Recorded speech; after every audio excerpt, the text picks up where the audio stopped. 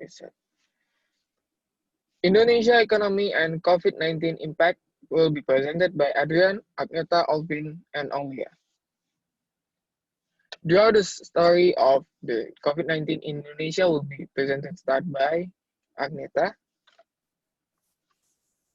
Okay, so COVID-19 is started in Wuhan, China, and then the symptoms started on the 14 days, and it shows the spreading of the COVID itself through coughing, sneezing, droplets, physical contact, touch, and faces.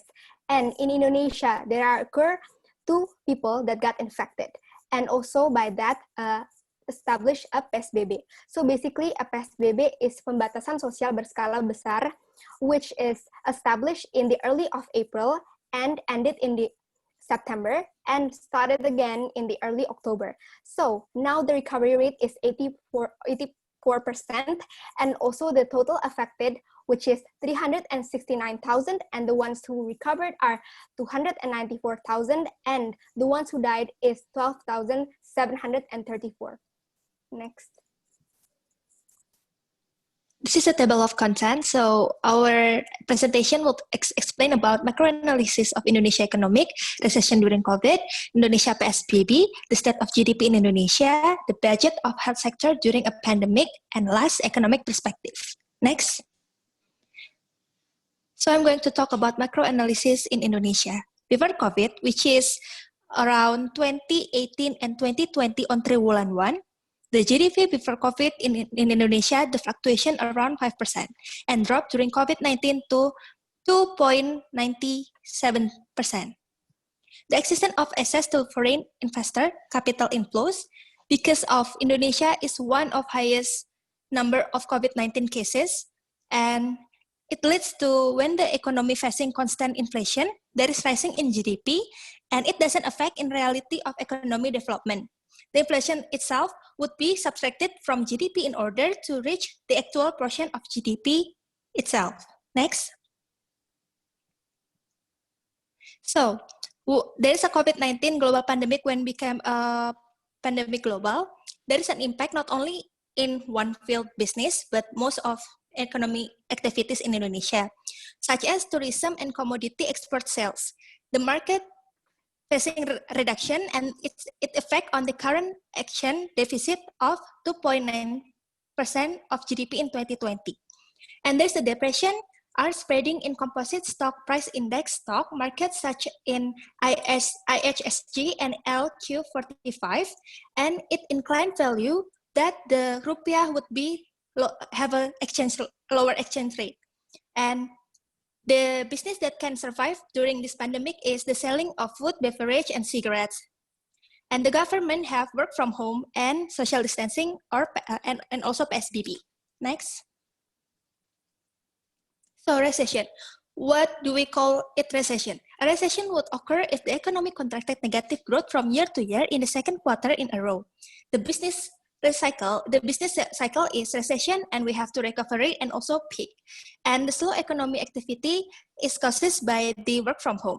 And the poor consumer demand due to high inflation rate and unemployment rate is the worst case of the COVID-19.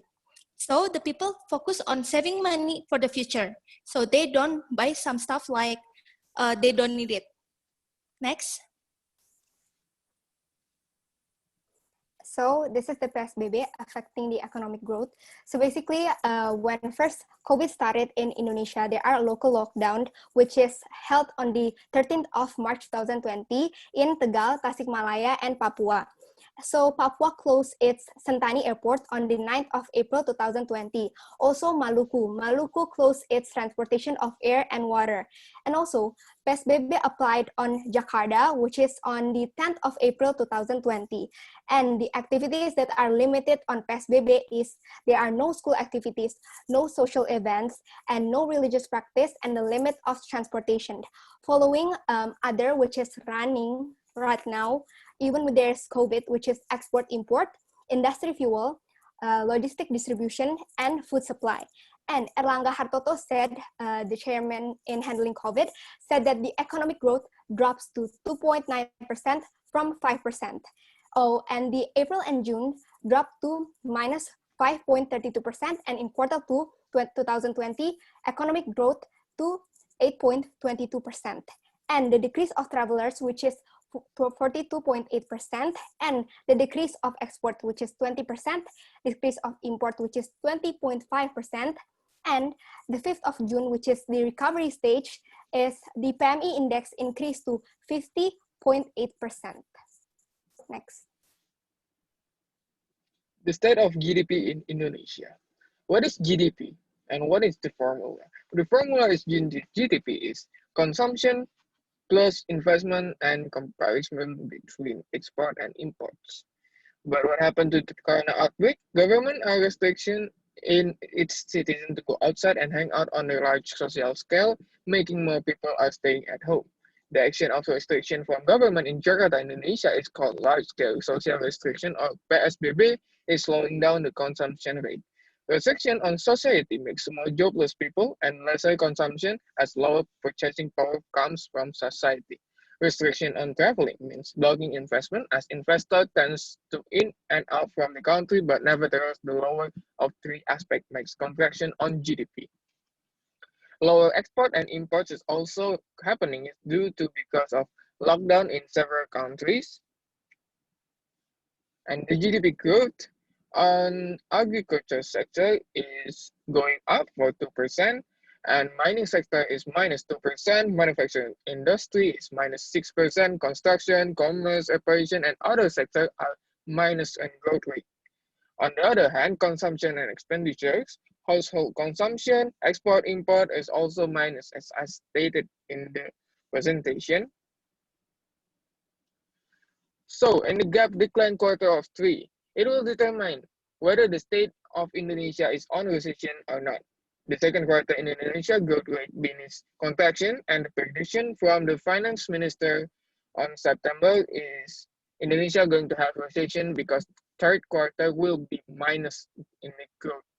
And the expected forecast from Ibu Sri Mulyani as finance minister is going to be minus 1.7 to 0.6%.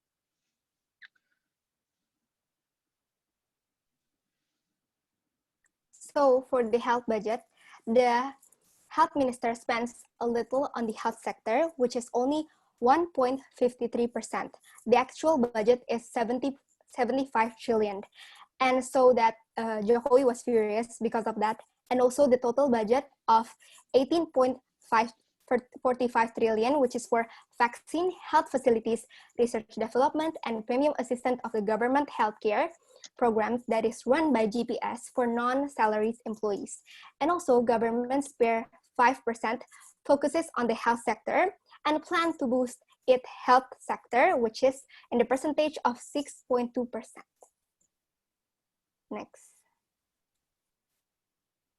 So regarding the economics perspective, I will compare Indonesia with three other countries, which are Thailand, Malaysia, and Singapore. I will make two types of comparison. Firstly, I will compare the number of cases, and then I will compare the GDP growth. So firstly, the comparison with Thailand.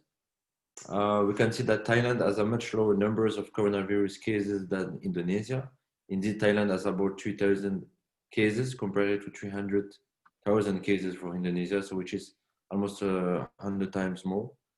And if we compare the GDP growth rate, the Thailand's GDP declined by 12.2%. So it seems to be more affected than Indonesian GDP, which has as a reminder decreased by 5.32%. Then the comparison with Malaysia. For Malaysia, the number of cases is almost 23,000. This number is between those of Thailand and Indonesia. The peak of contamination does not yet seem to have been reached because there is a sharp increase in cases at the end of September. If we look at the Malaysian GDP growth, its GDP declined by almost 70%. So in the third quarter of the year, and as a result, in the second quarter, the Malaysian economy recorded its first contraction since the global crisis of 2008.